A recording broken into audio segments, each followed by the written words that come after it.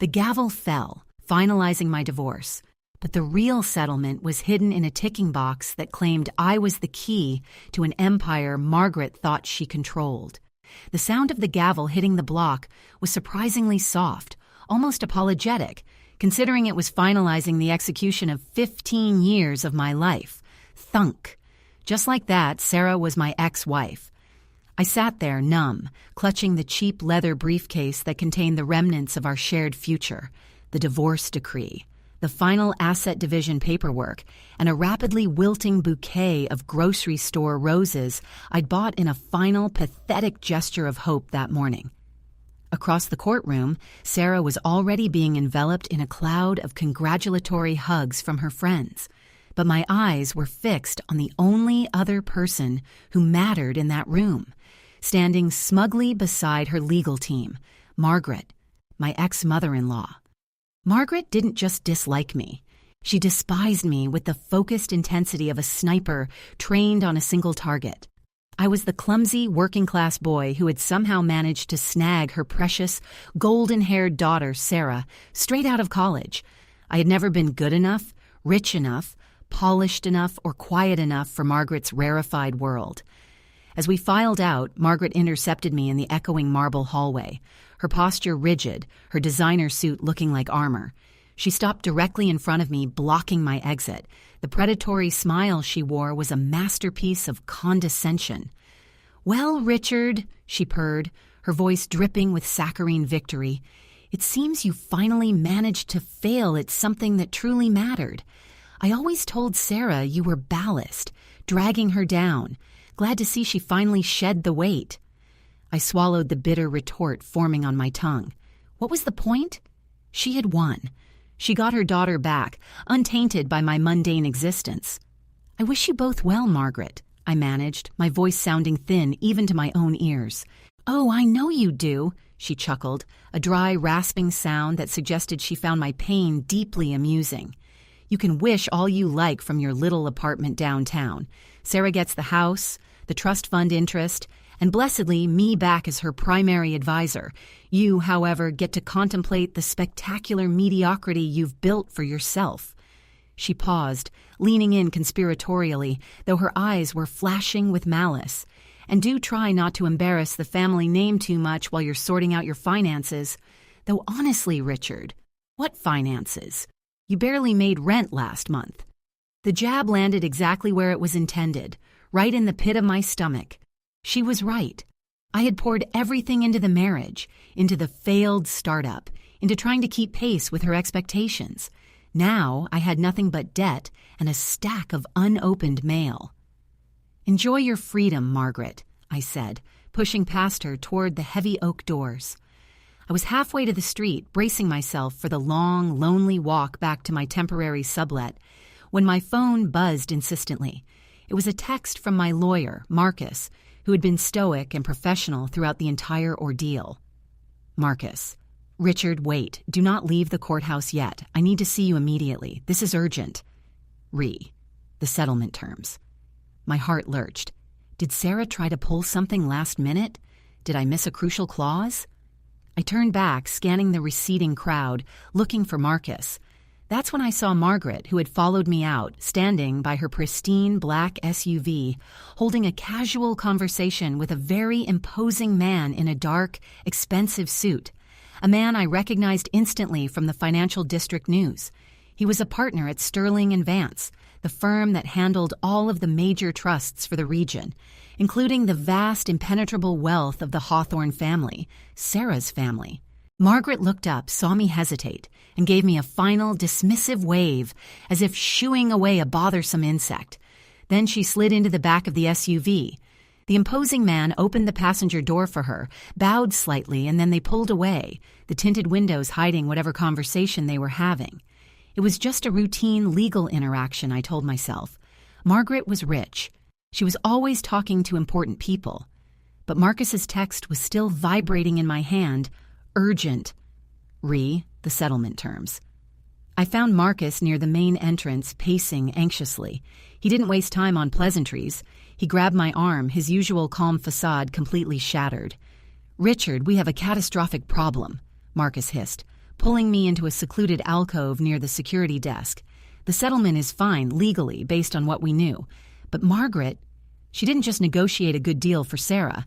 She ensured you got nothing but the bare minimum alimony requirement because she declared you financially insolvent. She's not wrong, I muttered, feeling the familiar sting of defeat. Marcus leaned in close, his breath smelling faintly of stale coffee. That's the thing, Richard. She made sure you were insolvent. We just uncovered something in the final asset dispersal document she filed yesterday. Something related to the original transfer of Hawthorne family seed money into your failed startup. It's buried deep in the secondary clauses of the non-disclosure agreement Sarah signed when she married you. I stared at him blankly. What are you talking about? That was my money, my idea. It was not your money, Richard. Not entirely. Margaret arranged for a significant portion of that seed capital to be listed as a loan against your personal future earnings, guaranteed by the collateral of the Hawthorne Estates holdings, provided you met certain performance metrics for the startup, metrics you didn't hit. My blood ran cold. A loan? I never signed anything like that. You signed the boilerplate agreement Sarah asked you to sign when you incorporated. It was 30 pages of dense legalese about proprietary tech ownership, Marcus explained grimly. But the kicker isn't the loan itself. The kicker is the termination clause Margaret inserted, which Sarah innocently signed off on. He paused, adjusting his glasses, looking genuinely ill. Richard, the divorce doesn't just wipe your slate clean. Because you failed to meet the performance metrics, and because you are now divorced from Sarah, Margaret has activated the collateral clause, and it doesn't just affect your bank account. What does it affect, Marcus? My car? My furniture? Marcus looked around nervously, lowering his voice to a near whisper, his eyes wide with a terror I had never seen in a lawyer before. No, Richard. It affects the only asset Margaret couldn't seize in the divorce, because it was legally separate from the marital estate. It affects the small, dilapidated duplex you inherited from your grandmother last year, the one you were planning to fix up and rent out. I felt the floor tilt beneath me. The duplex? Why would she care about that dusty old house? Because Richard, Marcus whispered, gripping my sleeve so hard his knuckles turned white.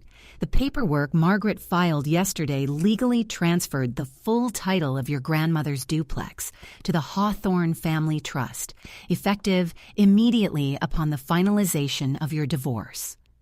She didn't just laugh at your poverty. She orchestrated your eviction from your last piece of independent ground, all stemming from that 30-page document you signed years ago. I've never seen such calculated cruelty. My world narrowed to the single, burning point of Margaret's satisfied smile. She'd planned this for years, waiting for the moment of my greatest weakness to strike the final blow. But wait, if she had orchestrated the seizure of my only remaining asset through a hidden clause in the startup funding agreement, why would she be so casual about it? Why meet with that lawyer outside? Unless the clause she activated wasn't just about the duplex. Marcus, I managed, my voice shaking, what if that wasn't the only collateral she secured on that loan? What if the agreement had something else listed as guarantee that I didn't even know I owned? Marcus paled, his eyes flicking toward the door as if Margaret might materialize there. I don't know, Richard. The paperwork was so convoluted. But there was one final attachment to that loan agreement. A rider that mentioned... He trailed off, staring at his phone screen again, his face draining of color. Richard, that rider is linked not to financial assets, but to intellectual property rights, specifically any patents or discoveries made by you or Sarah during the term of the loan. My breath hitched. Patents. Discoveries. Sarah and I had spent 3 years developing that experimental geothermal water purification system for the startup. It was revolutionary, but the startup failed before we could file the full international patents. The core methodology, however, was sound. The purification system, I breathed out. The core algorithm. It was never fully incorporated into the company assets because we never secured the final patent before bankruptcy. Marcus nodded slowly, his gaze distant, processing the implication. And if the IP rights were collateralized against the failure of the startup, and the divorce triggered the collateral clause. Before he could finish the terrifying thought, my phone rang again. It was an unknown number. I answered, my hand trembling. Hello? A cool, professional voice answered, clearly a paralegal from Sterling and Vance. Mr. Davies, this is an official notification from the Hawthorne Family Trust. We are contacting you regarding the immediate cessation of your access to the proprietary energy grid schematics you were utilizing for independent research. My heart slammed against my ribs. What energy grid schematics? I don't have any schematics. The paralegal's voice hardened with a tone of absolute authority. Sir, according to the documentation ratified this morning, the intellectual property rights to the high-yield, off-grid thermal conversion process you developed during your tenure with the now-defunct Phoenix Innovations, which Margaret Hawthorne has reclaimed via collateral enforcement, must be surrendered immediately. You have 2 hours to vacate the premises where you are currently storing the server containing the core schematics, or the trust will dispatch security personnel to retrieve the proprietary hardware. I looked at Marcus, utterly lost. Margaret didn't just take my duplex. She took the one project I was working on privately, the one that could actually change things, the one thing I kept secret from the divorce proceedings. Richard, Marcus said, his voice barely a rasp, we need to know where that server is, right now. It's not at my apartment, I snapped, the panic giving way to a cold, sharp focus. It's secured in the old storage unit I rented when Sarah first kicked me out last year. Unit 304 at the lockup facility on Elm Street. Marcus stared at me, then slowly reached for his briefcase, pulling out a piece of paper. Richard, I need you to look at this immediately. This is the final asset inventory Margaret filed this morning. It lists the seizure of the duplex and the IP rights to the thermal process. He pointed a shaking finger at the bottom line of the itemized list. But there is one final entry, Richard, listed under hazardous materials and secured data disposal, that I initially overlooked because it was listed under a separate LLC owned by Margaret. I leaned over the paper, my eyes scanning the dense text, the world fading away until only that final line remained, underlined in red ink from the filing copies. Item 4C, sealed container, contents unknown, located at lockup facility, Unit 304, scheduled for secure, high-temperature incineration at 1600 hours today. My lungs seized. They weren't just taking the server, they were planning to destroy the data. They were planning to eliminate the proof of my work, and I had only 2 hours before the incinerator fired up. I spun toward the door, adrenaline flooding my system, ready to race across the city. But as I burst through the courthouse doors and onto the busy street, my path was blocked by 2 massive black sedans idling silently at the curb, their engines humming low. Emerging from the passenger side of the lead vehicle, looking impossibly calm in the afternoon sun, was the imposing man from Sterling and Vance. He held a clipboard, and beside him stood a uniformed security officer whose shoulders were broader than my entire torso. The security guard stepped forward, blocking the sidewalk, his expression completely unreadable. "Mr. Davies," the Sterling and Vance partner said smoothly, flipping a page on his clipboard, "we have been expecting you. The Hawthorne Trust requires a signature confirming receipt of these transfer documents before you proceed any further toward Unit 304. He offered me a pen with a chillingly polite smile, but the guard stood as an impassable wall between me and freedom, and I realized the 2 hours weren't a suggestion. They were a countdown, and Margaret had already won the race. The man from Sterling and Vance, whose name I vaguely recalled as Mr. Hawthorne's cousin Garrett, didn't move an inch. His tailored suit seemed to absorb the bright afternoon light, radiating an almost clinical indifference. The security guard, who looked like he hadn't smiled since the Reagan administration, shifted his weight, his hand resting casually near the sidearm holstered beneath his jacket. "I'm not signing anything, Garrett," I said, trying to inject a confidence I absolutely did not feel into my voice. "I need to get to that storage unit. Marcus is filing an emergency motion right now to stop that incineration order." Garrett chuckled, a dry, breathy sound devoid of humor. "Marcus is a good man, Richard, but he's too late. Margaret's legal maneuvering this morning was flawless. She used the urgency of the divorce proceedings to push that disposal rider through as an environmental safety precaution related to unsecured proprietary hardware. The motion won't even be read until 4:15 p.m. The incineration begins at 4 p.m. sharp. He tapped the clipboard with the pen. Sign here, confirming you have relinquished all claims and acknowledged receipt of the finalized property transfer documents. Then you can be on your way. Otherwise, we'll have to escort you back inside and hold you for obstruction of trust business. Obstruction of trust business.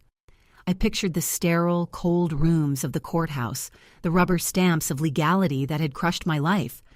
Signing that paper meant acknowledging that Margaret had won everything, including the last vestiges of my professional future.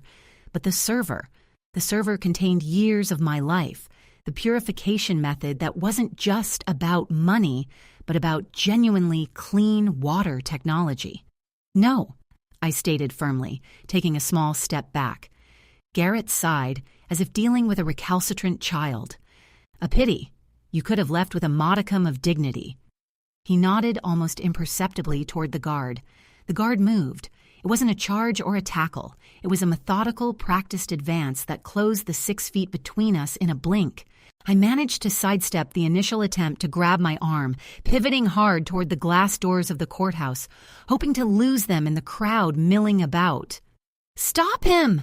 Garrett called out, his voice suddenly sharp. I sprinted, the briefcase thudding against my hip. I didn't know what was in the briefcase anymore, just evidence of my failure.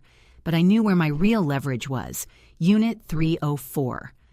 I burst through the revolving door and didn't stop running until I hit the crosswalk 3 blocks down. I risked a glance back. Garrett and the guard were gone. Either they didn't want a public scene, or they were already calculating a more discreet path to the storage facility. I hailed a cab, the first one I saw, and practically threw myself into the back seat. "Lockup facility on Elm Street. Fast as you can. I'll triple the fare." The drive was a blur of red lights and frantic phone calls. Marcus confirmed the incineration timeline and weakly suggested I wait for police intervention, which I knew would take hours to organize, given the complexity of the Hawthorne Trust's legal reach. "They'll have people waiting at the facility, Richard," Marcus warned me over the crackling line. "They won't let you near that server. This is a direct hostile takeover of your IP." "Then I need to get there before they do," I countered, my mind racing, remembering the layout of the lockup complex. It was a sprawling concrete maze of interconnected buildings, mostly accessible only via electronic keypad entry or keycard. "Richard, listen to me. You're desperate. You'll get arrested for trespassing, or worse." "I'm already bankrupt and homeless, Marcus. What's worse than Margaret laughing at me?" I paid the cab driver a small fortune and jumped out in front of the towering, fortress-like entrance of the storage facility. The place was eerily quiet, bathed in the long shadows of late afternoon. The main access gate was closed, secured by a thick electronic gate and a call box. This was where the digital battlefield began. I knew Margaret wouldn't use the main entrance if she anticipated a confrontation. I remembered the service entrance, a less conspicuous gate near the back, used primarily for large truck deliveries, often overlooked by staff during closing hours. I scrambled around the perimeter, the massive concrete walls seeming to press in on me. 15 minutes later, I found the service gate. It was secured with a heavy-duty chain and a standard padlock, not the sophisticated electronic lock of the main entrance. A small flicker of hope ignited. Margaret's people were professional, but maybe they assumed the main gate was enough of a deterrent. I dug into my briefcase, past the divorce papers, searching for anything useful. All I found was an old rusted multi-tool I used to keep in my glove compartment years ago, the kind with a small saw blade and a mediocre pair of pliers. It was pathetic against a hardened steel lock, but it was all I had. I knelt in the dust, the sound of the saw against the metal grating agonizingly loud in the silence. The clock was ticking toward 3:30 p.m. Every scrape of metal felt like I was announcing my presence to the waiting professionals. I worked frantically, sweat stinging my eyes, the meager saw blade biting painfully slowly into the steel links. Just as I thought the lock would never give, I heard it. the distinct low thrum of a powerful engine idling around the far corner of the facility building. They were here, and they weren't using the front door. They were coming from the opposite side, probably using a specialized cutting tool or already inside the complex perimeter. I jammed the saw harder, ignoring the searing pain in my hand. Snap! The final link gave way with a muffled clang that sounded deafening in the sudden quiet. I shoved the remnants of the chain aside and threw my shoulder against the gate. It groaned open just enough for me to squeeze through sideways, scraping my jacket. I was inside the perimeter. The central yard was lined with rows upon rows of identical corrugated steel units. I sprinted towards Section C, scanning the numbers frantically. I needed 304. I reached the corner of the building housing Section C just as a harsh, artificial beam of light swept across the row of doors ahead of me, momentarily blinding me. Someone was shining a high-powered flashlight directly at my position. "Freeze! Identify yourself!" a voice barked through a loudspeaker from somewhere above me. I ducked low behind a stack of discarded wooden pallets, my heart hammering against my ribs so hard I thought it might crack them. They knew I was here. They were organized. I was trapped between the security team closing in from the main entrance route and whoever was sweeping the rows from above.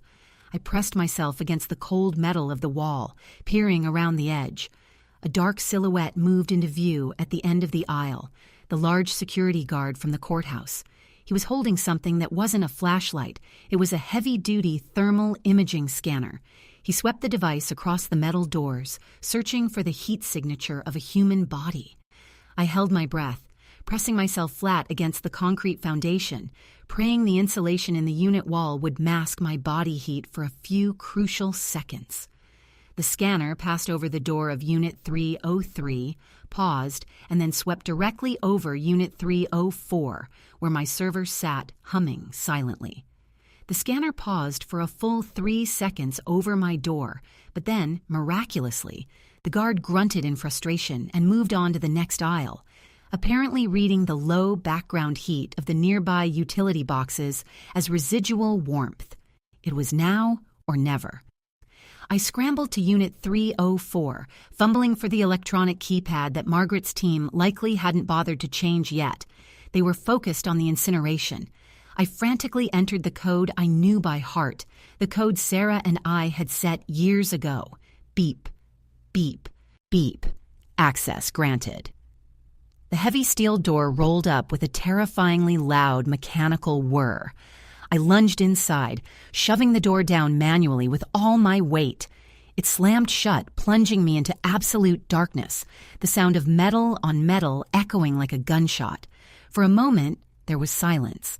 I leaned against the door, gasping, waiting for the sledgehammers or the thermal scanner to pinpoint my exact location. Then, a low, humming sound reached my ears. Not the sound of my server, which was silent inside its specialized, shielded case. This sound was different, a deep mechanical vibration coming from inside the unit itself. I fumbled for the small emergency flashlight on my keychain, flicking it on. The beam cut through the darkness, revealing my server case sitting squarely in the center of the small room. But beside it, against the back wall, was a second container, a large reinforced metal box about the size of a small coffin, bolted directly to the concrete floor. It wasn't mine. I had never seen it before. And then I heard the faint metallic tick-tick-tick sound emanating from inside the sealed metal box. It was the distinct sound of a timer counting down. The sound of the ticking was maddeningly precise, a steady metronome marking the final moments of whatever nightmare Margaret had engineered this time. My flashlight beam danced nervously between the imposing alien metal box bolted to the floor and my own shielded server case containing the stolen thermal conversion schematics. My first instinct was to ignore the unknown box. The server was the priority. I lunged for it, my fingers flying over the latches of the custom aluminum casing. I had to initiate the secure upload to Marcus's encrypted external drive, a final, desperate, digital Hail Mary. As my hands made contact with the cool metal of the server, the heavy thud of boots echoed right outside Unit 304. They had found me. The sound was immediately followed by a harsh, static-laced voice, booming through a megaphone pressed against the outer door. "Davies! We know you are in there. You have 30 seconds to open the door and surrender the proprietary materials. Failure to comply will result in forceful entry and full forfeiture of all associated assets, including destruction of contents upon seizure. 30 seconds. I glanced back at the ticking box. It wasn't my timer, but I knew Margaret. She never left anything to chance. If she was having my data incinerated at 4 p.m., she wouldn't leave a ticking time bomb lying around unless it was either a distraction or something infinitely worse. My fingers, clumsy with adrenaline, finally popped the last latch on the server. The internal indicator lights blinked green. The system was ready for transfer. I jammed the USB drive into the port. Transfer initiated. 1% complete. Outside, the security guard was losing patience. 20 seconds, Davies. I looked at the metal box again. The ticking was louder now, more frantic, as if the countdown was reaching its final minute. Could it be an actual bomb? Margaret wouldn't dare use a real explosive in a public storage facility, would she? Not unless she wanted to bury the evidence of everything, my data, the server, and me, under a mountain of rubble and legal immunity. Transfer, 15% complete. I had to make a choice. Risk 5 minutes trying to slice open a bolted-down military-grade container that could be anything from a decoy to a genuine explosive, or trust Marcus could save the digital work before they breached the door. I chose the latter, knowing the digital information was my only defense against Margaret's vast legal apparatus. Transfer 35% complete. Suddenly, the voice outside changed. It was no longer the guard's muffled shout. It was Garrett's smooth, educated tone, laced with an almost amused smugness. "Richard, stop the charade. We know what's on that server. It's highly valuable, and we are prepared to legally claim it the moment you are apprehended. Save yourself the criminal charges for theft of corporate assets. Open the door." Transfer, 52% complete. I ignored him, my eyes glued to the progress bar. If I waited until 100%, I risked them blowing the door open mid-transfer, corrupting the files. Transfer, 78% complete. The guard was done talking. I heard the metallic screech of a hydraulic ram being positioned against the door. This was it. I ripped the USB drive out at 85% completion. It wasn't everything, but it was the core algorithm. It had to be enough. "I'm uploading it now, Marcus. Get ready," I yelled into my phone, then tossed the drive into my pocket. I looked desperately around the tiny unit. No place to hide. The metal box was still ticking, mocking me. I kicked the door with my heel, trying to wedge it shut against the ram, but the steel was groaning under the pressure. Then, my gaze caught something else in the harsh glare of my keychain light. Near the base of the strange metal coffin, there was a small, almost invisible keyhole covered in dust. It looked like it required a small, unusual key, not a standard house key. And then I remembered something Sarah had given me years ago during a brief moment of true marital affection before Margaret's influence became suffocating. It was a small, ornate silver key tucked away in a velvet pouch I'd kept in the briefcase solely for sentimental reasons. A key to a childhood treasure box of hers that she'd asked me to safeguard. The ram slammed into the door with bone-jarring force. The metal buckled inward inches from my face. I scrambled for the briefcase, found the velvet pouch, and pulled out the small silver key. It was almost identical in shape to the lock on the box. I dropped to my knees just as the door ripped open with a screech of tearing metal. The security guard stood framed in the doorway, his weapon already leveled. "Hands where I can see them, Davies! Don't move!" I didn't look up. With a desperate final surge of adrenaline, I jammed the tiny silver key into the lock of the monstrous metal container. It slid in perfectly. I turned the key just as the guard lunged toward me, shouting something about compliance. The lock clicked, and the ticking sound stopped instantly. But instead of an explosion, a soft synthesized voice echoed from within the box, layered over the sound of hissing gas escaping the seams. "Access code confirmed. Welcome, Richard. The containment protocol has been temporarily overridden. To proceed with primary objective retrieval, please state the activation phrase associated with the Hawthorne Trust Diversionary Protocol. The guard was on top of me, pinning my arms behind my back, wrenching the key from my grip. Garrett's voice was suddenly right behind him, sounding elated. "What is this? What's in the box, Richard? Tell us the phrase," Garrett demanded, shoving the guard aside slightly to get a look at the now open container. The guard wrenched my arm back so hard I cried out, his gun barrel pressing into my temple. I could feel the metallic tang of the gas on my tongue. It wasn't the smell of death. It was cold, sterile, and faintly industrial. Through the haze of pain and panic, I realized Margaret hadn't just been trying to destroy my work. She'd been trying to hide this box, and she hadn't told her lawyers what it was. I looked up at Garrett, a slow, dangerous smile spreading across my face despite the gun pressing into my skull. Margaret had laughed because she thought she had beaten me. She thought she controlled all the pieces. "The phrase?" I gasped, looking directly into Garrett's suddenly wary eyes. "The phrase is something Margaret only told me once, years ago, when she thought I was stupid enough to believe she was ever on my side. It's the phrase she used when she first set up this entire fake disaster." Garrett leaned closer, his professional composure finally cracking, revealing raw, desperate greed. "Tell me, Davies. Tell me the phrase."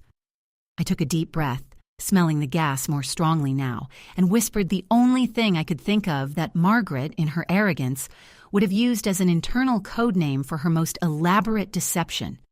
"The phrase is, 'The birdcage is empty.'" Garrett froze, his jaw dropping. He stared at the metal box, then at me, his face contorting in confusion and fear. "The birdcage? Empty?" Garrett stammered, turning to the guard. "That can't be right. That was the contingency for the sunk cost fallacy audit, the one we never told Margaret about." Before either of them could react, the hissing from the metal box abruptly changed pitch, becoming a high-pitched whine. The internal lights within the box, which had been dim and blue, flared blindingly white. The security guard yelled and instinctively backed away, shielding his eyes from the sudden glare erupting from the sealed container. Then, the entire facility alarm system shrieked. Not the trespass alarm, but a massive, facility-wide emergency lockdown siren that seemed to shake the concrete foundations. Red emergency lights began flashing throughout the storage aisle, and from within the blindingly bright, now vibrating metal box, a new voice spoke, clear and resonant, overriding the sirens, layered with chillingly familiar authority. "Unauthorized access detected. Diversionary protocol complete. Initiating primary custodian retrieval sequence. Margaret Hawthorne's access codes are hereby revoked.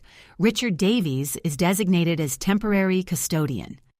The piercing emergency sirens were a physical assault, vibrating through my bones, eclipsing the sounds of the guards' shouts and Garrett's panicked sputtering. The sudden blazing white light erupting from the metal box, the one Margaret had hidden in my rented unit, was so intense it burned phantom spots onto my retinas. The voice that boomed out, calm yet utterly commanding, was not Margaret's, nor was it the sterile tone of the previous paralegal. It sounded like an advanced AI, woven with the cadence of a seasoned corporate lawyer. Someone used to giving orders that could reshape continents.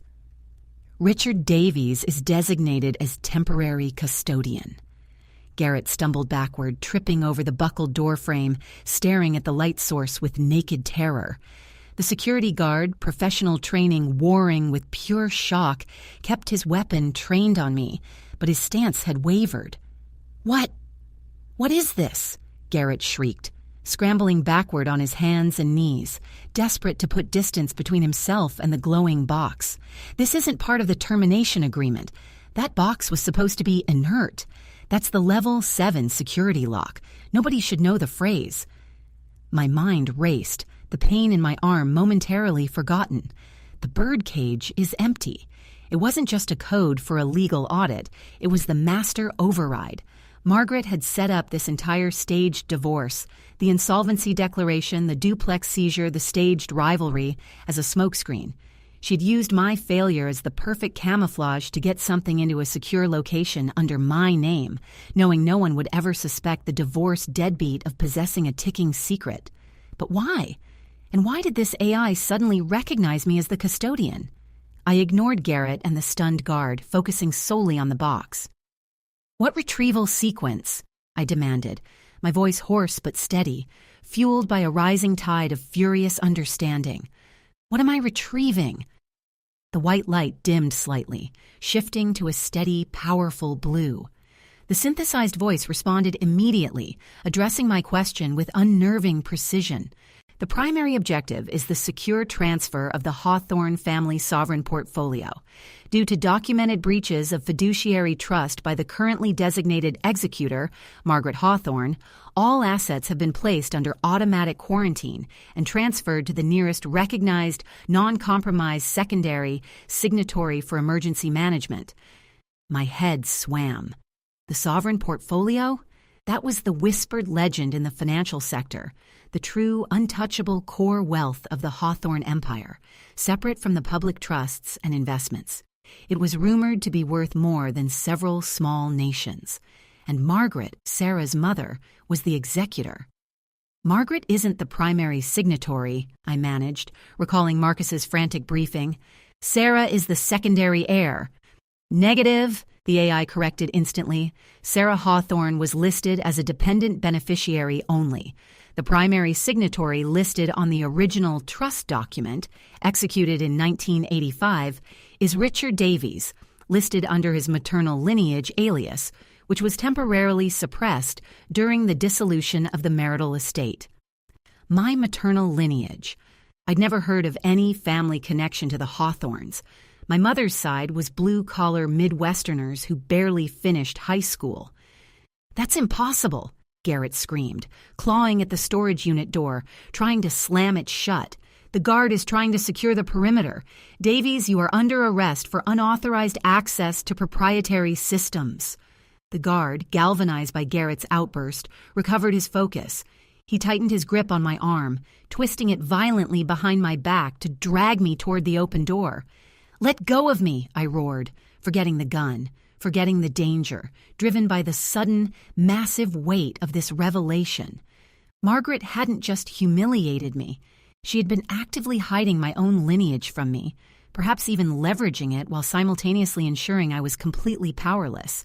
As the guard hauled me toward the doorway, I saw Garrett frantically pulling out his phone, clearly trying to contact Margaret before the AI broadcast this information further. And then I saw it. Glinting on the floor where the silver key had fallen, a small rectangular piece of metal that must have been dislodged from the bottom of the heavy box when the alarm sounded. It was an ID badge, but not for the storage facility. It was a heavily lacquered, executive-level access pass for the Hawthorne corporate headquarters downtown. The guard yanked me into the aisle just as the blue light intensified again, bathing the hallway in an otherworldly glow. "Custodian Richard Davies," the AI boomed, the sound echoing down the rows of steel doors, instantly cutting through the emergency sirens. "The quarantine period is active. You must report to the primary repository located at Hawthorne Tower, sub-level 5, to begin transfer verification. All security personnel attempting to impede the primary custodian are now flagged as hostile agents to the sovereign portfolio." The guard hauling me suddenly froze, his eyes wide with confusion as the red emergency lights in the aisle flickered and turned a distinct, unsettling shade of violet. The grip on my arm loosened fractionally. "What did you just do?" the guard mumbled, looking wildly between the glowing box and the badge on the floor. Garrett looked up from his phone, his face white. No, the revocation codes weren't supposed to activate yet. Margaret set the trigger for midnight. I saw my chance. With a sharp, desperate twist, I broke the guard's grip, the pain momentarily searing but allowing me just enough space to lunge toward the small ID badge on the concrete. My fingers closed around the smooth, cold plastic just as the guard recovered and lunged again. I scrambled to my feet, clutching the badge, and bolted not toward the exit, but toward the nearest locked utility closet.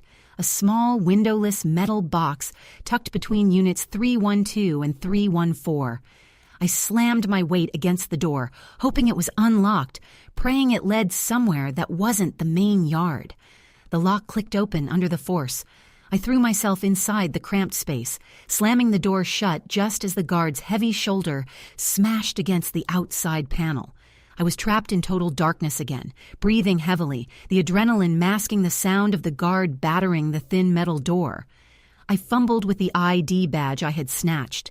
It had a holographic Hawthorne crest and my own face, a recent driver's license photo, superimposed next to the name R. Davies, Chief Security Oversight. But underneath that title, printed in tiny, almost invisible silver text at the bottom of the badge, was a single designation that made the air catch in my throat. It wasn't about the sovereign portfolio. It was about Margaret's elaborate deception. The badge read, Project Nightingale, Primary Subject Handler, Phase 2. I looked down at my hands, still clutching the digital divorce decree, the key, and now this badge that claimed I was in charge of Project Nightingale.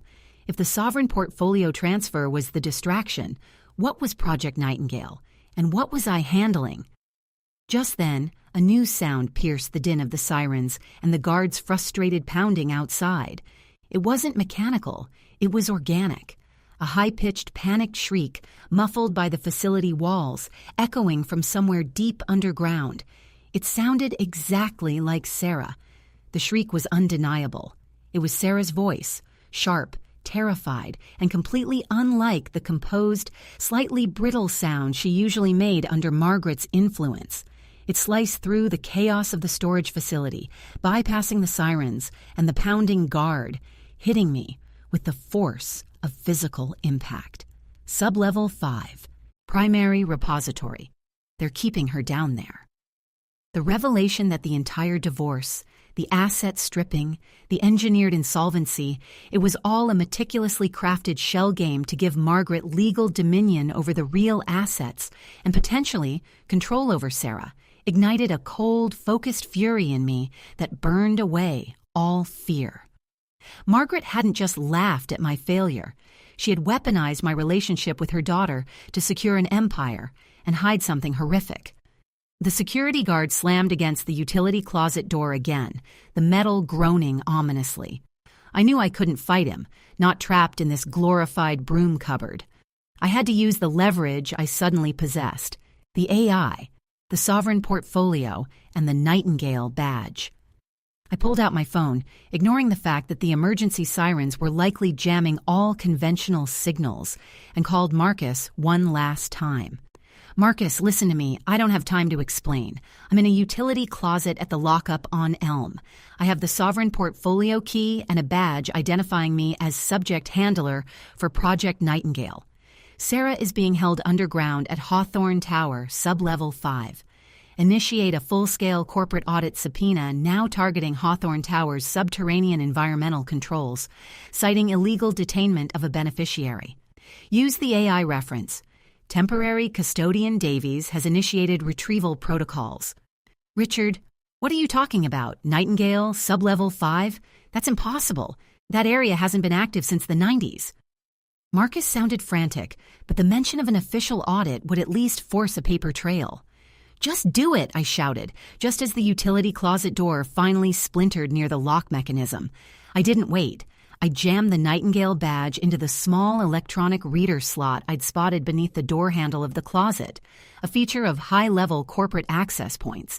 The door clicked open, not outward into the aisle, but inward into a narrow, unlit maintenance shaft. I tumbled through, pulling the door shut behind me just as the guard burst into the empty closet. I heard his heavy boots stop, then his confused shout as he realized I had vanished into the building's bowels. The shaft was a dizzying vertical tunnel, lined with old pipes and wiring conduits. Using the small emergency light on my keychain, I found a maintenance ladder bolted to the wall. It was decades old, covered in rust and dust, but it was the only way down. I was heading toward the place Margaret kept her secrets, the place where she held her golden-haired puppet captive. I climbed down, the metallic screeches echoing through the shaft, masking the sound of the exterior sirens still wailing above. Minutes stretched into an eternity, the air growing colder and heavier, thick with the smell of ozone and stale machinery. Finally, the ladder ended at a heavy, reinforced steel hatch, much newer and cleaner than the ancient infrastructure surrounding it. This had to be the entrance to Sublevel 5. There was a keypad beside it, but instead of the generic lock-up keypad, this one was proprietary, branded with the silver crest of the Hawthorne Trust. I pulled out the key Margaret had forced me to safeguard, the little silver key to Sarah's childhood treasure box. It was tiny, intricate, and utterly unlike the standard industrial keys. Hesitantly, I inserted it into the secondary slot beneath the keypad. The system didn't beep. It hissed, recognized the key, and the entire hatch unlocked with a sound of heavy hydraulics releasing. The door swung inward, revealing not a dark, dusty maintenance area, but a brightly lit, surprisingly modern corridor humming with low-level energy. It felt like stepping into a high-tech bunker. This was the real core of Margaret's operation. I stepped onto the polished floor. The hall was empty, silent save for the low mechanical hum. I moved cautiously, the Nightingale badge burning a hole in my pocket. Ahead, the corridor ended at a massive, sealed vault door, the primary repository.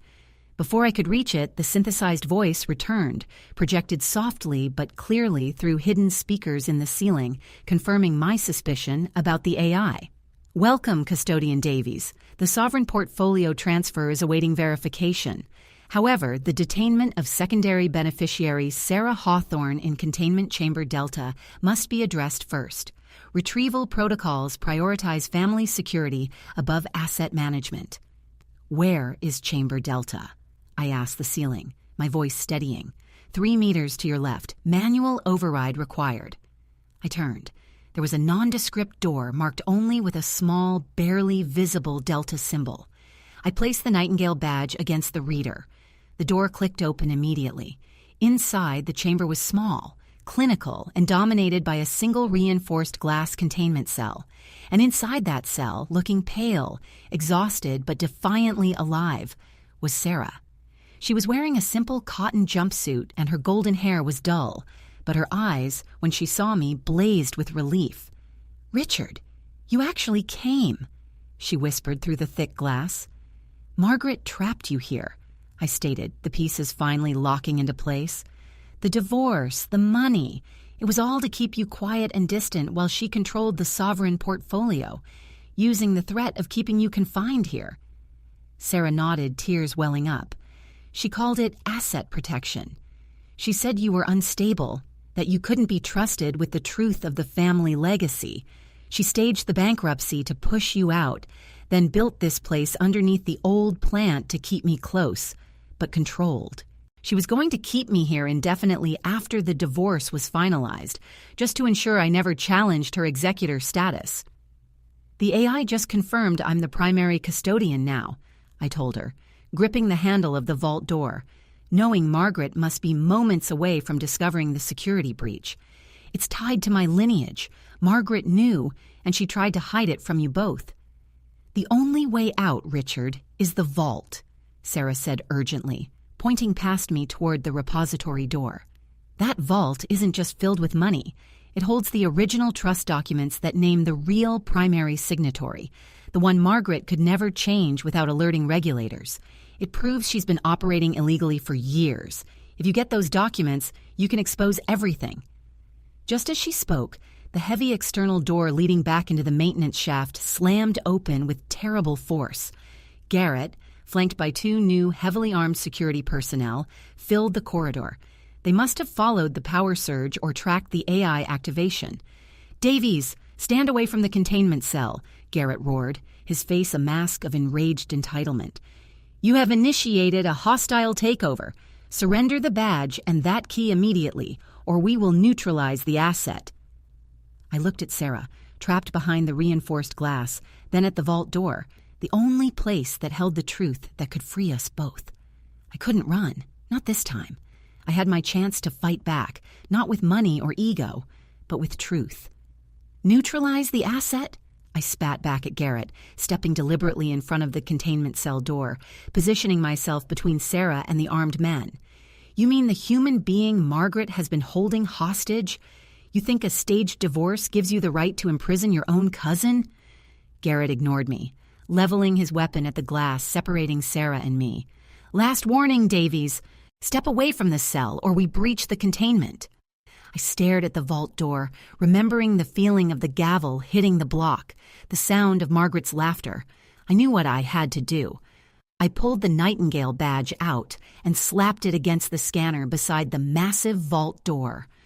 "Custodian Davies initiating primary repository access," the AI announced instantly, its voice cutting through the tension. "All hostile agents attempting to impede custody transfer will be subject to immediate legal asset seizure." The vault door began to roll open, revealing a room filled with glowing screens and stacks of ancient bound ledgers, the real Hawthorne wealth and secrets. Garrett screamed in pure frustration and disbelief. "Fire!" The sound of the automatic weapon discharging was deafening in the enclosed corridor, but it wasn't aimed at me. It was aimed at the glass cell, right where Sarah was standing. I didn't hesitate. I threw myself sideways, tackling the emergency override console beside Sarah's cell, just as the glass spiderwebbed under the impact of the bullets. My momentum slammed my weight against the emergency release button marked Manual Breach Override. A high-pitched, piercing tone, distinct from the sirens, erupted from the console. The containment cell hissed, and the glass door slid open a foot. Sarah threw herself out into my arms just as the corridor erupted into a hail of gunfire, the new guards finally realizing that their target wasn't just the data, but the person who held the true power. We were free of the cell, but now we were pinned between the enraged agents of Margaret's compromised regime and the yawning mouth of the Sovereign Portfolio Vault, which was still slowly opening, revealing untold power, and perhaps the final clue to why Margaret hated me enough to engineer my entire downfall.